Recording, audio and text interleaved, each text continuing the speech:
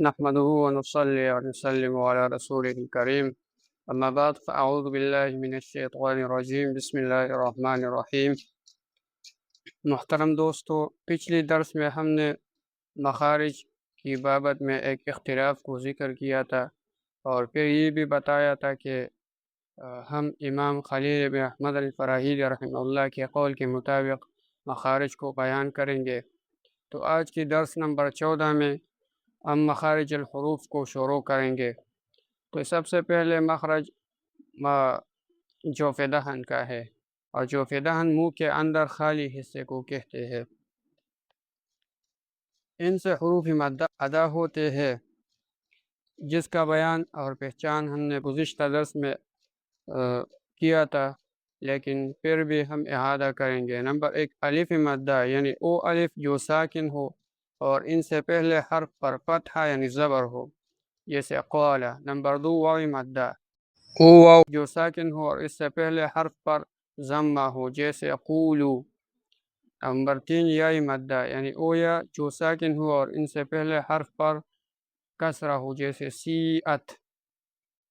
اور ان کو حروف مدہ، حروف ہوائیہ اور جوفیہ بھی کہتے ہیں۔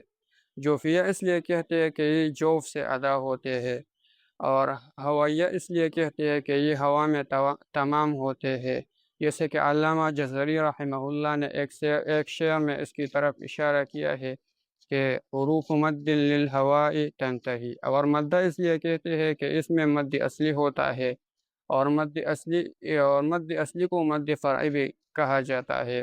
اب حمزہ اور الف کے درمیان کچھ فرق ہے۔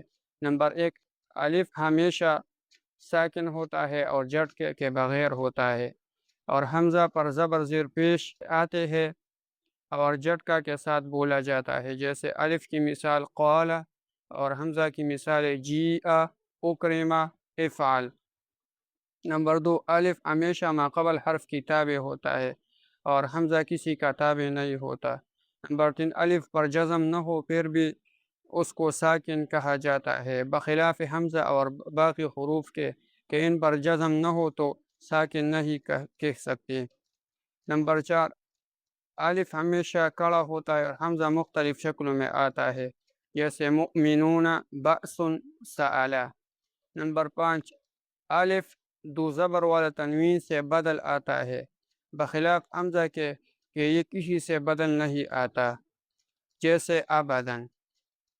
آج کے لیے یہ کافی ہے، باقی مخارج انشاءاللہ العزیز باقی درسوں میں جاری رکھیں گے۔ وآخر دعوانا ان الحمدللہ۔